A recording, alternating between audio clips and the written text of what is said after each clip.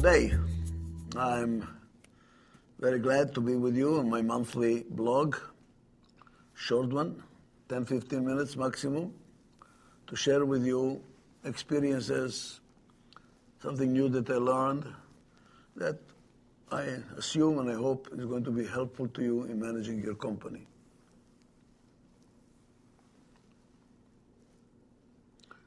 You know, people that play golf, I find out, are really dedicated to that sport.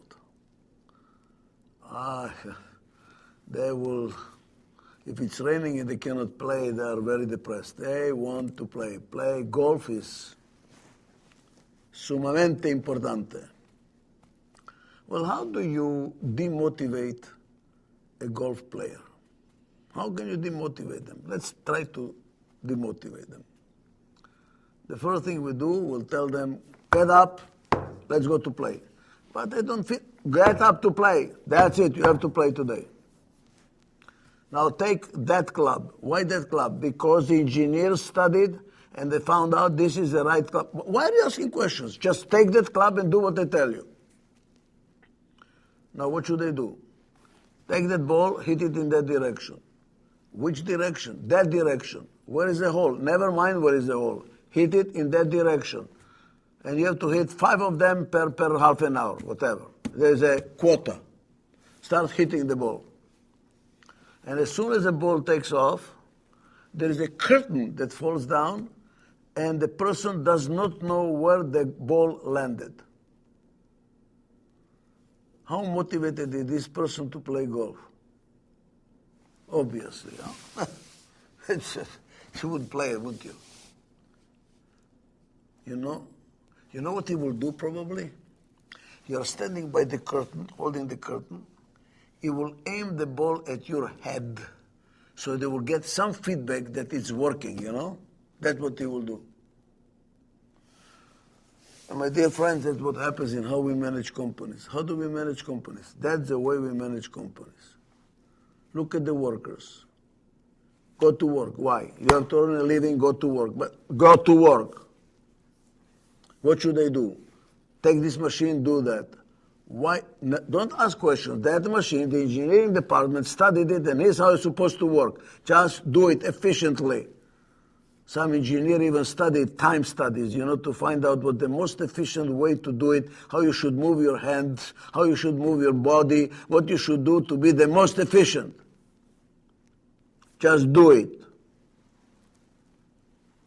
What is the result? Where is it going? Don't ask questions. What happens to what they do? Just do it. Where is the hole? Never mind. Just do it. And there is your quota. Okay, I did it. What happened with what I did? Nobody knows.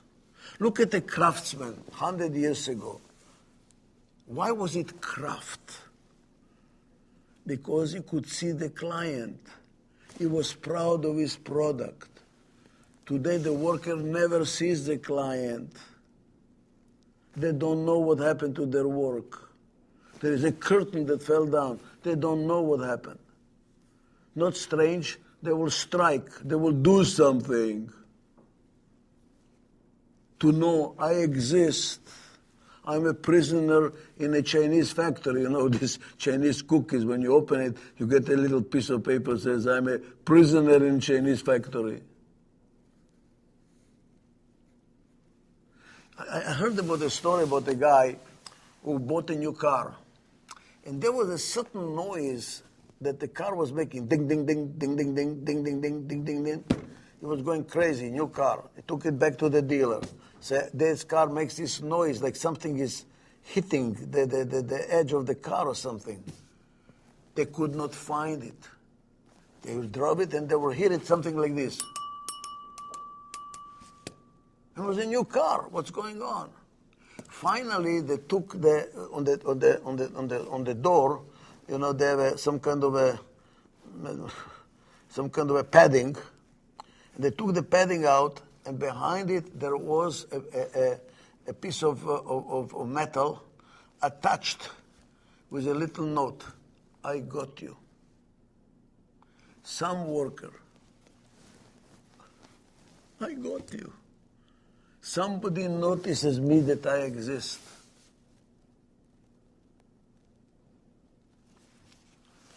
So what should you do? Here is a principle, I call it. Bring the audience in. Bring the audience in. Why am I calling it the audience? You can call it bring the clients in. Let the workers see the clients. Let them feel the clients. Where did they learn this? Many years ago, 1969 as a matter of fact, many years ago, I was a professor at UCLA, and I started the first program in the world. There was nothing written about the subject. How to manage performing arts. How to be an arts administrator. How to manage opera, dance, theater, philharmonic orchestra. There was nothing about the subject at that time. An opera director, administrator was a singer that lost his voice, and a ballet administrator was a dancer who broke his leg. I mean, there was really no professions. I created that first field. In order to create it, I started that program. I want to see what's involved in managing theater. I don't know anything about it.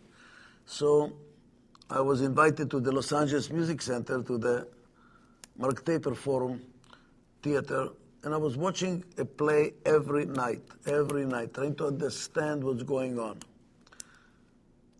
Before the show goes on, the actors go to something called the green room, and they all hold hands and close their eyes and get into the role. One evening, maybe the 5th or the 10th one, I don't know, one of the actors threw his hands up and screamed, "If somebody tries to break me up again, I'm going to stop the show. I don't care what happens, I'm stopping the show." And that evening, the show was not so good. It was really tense. So as a director, what happened? What does it mean, breaking an actor? What do you mean they try to break him? Here is what breaking an actor means.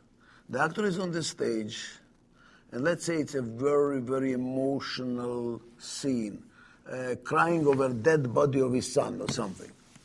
And somebody from the side, behind the curtains, not behind the curtains, beside the curtains, that you can see him making faces at him.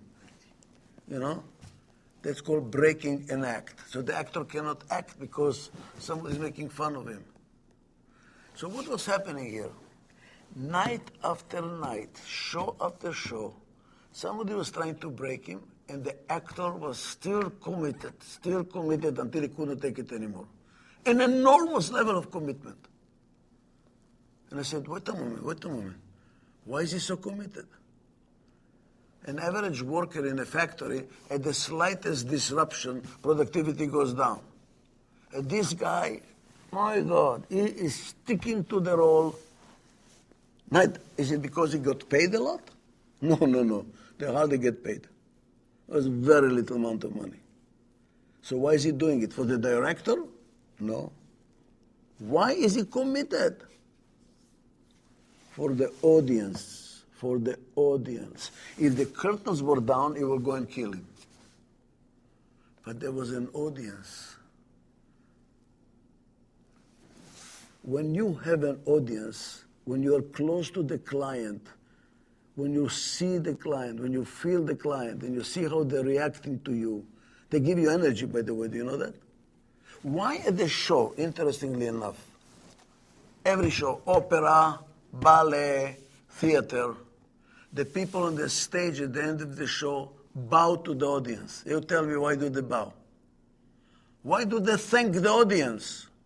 Because the audience gave them energy. That's why. Without an audience, they would not play so well. It's the audience. The better is the audience, the better you perform. There is an interaction. Bring the audience in. Now let's show an example how I use this. An example. I was consulting for a company which produces breathing equipment for children. I don't know children, breathing equipment in hospitals. And they had a quality control problem. So they were sitting down and discussing how they can increase quality. how many quality control supervisors they should hire, how many cameras they're going to have in order to see to it that the quality is very good. And I just said, you know what, let me try what I learned from arts administration. Bring a bus. Take the top leaders of the production line into the bus and go where? To the hospital, to the children's ward, and watch little children breathe on our equipment. And take pictures. And bring the pictures to the factory. And put them on every machine.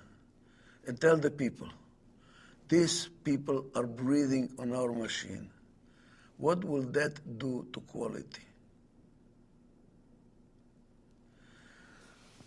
We have to be more conscious. You know, we have to be more loving in a sense, you know that? Caring, you're not just producing, you're adding value. Who needs you? Why they need you? That's why people that are in the helping profession, they're more dedicated, they're more committed. Why? Because they get energy from the people whom they help. In the Far East, the Buddhists will tell you, thank you, sir, for allowing me to serve you. You're thanking me for allowing you to serve me? Yes, because when I serve you, I get energy. Bring the audience in. Integrate the market with the production line. Thank you.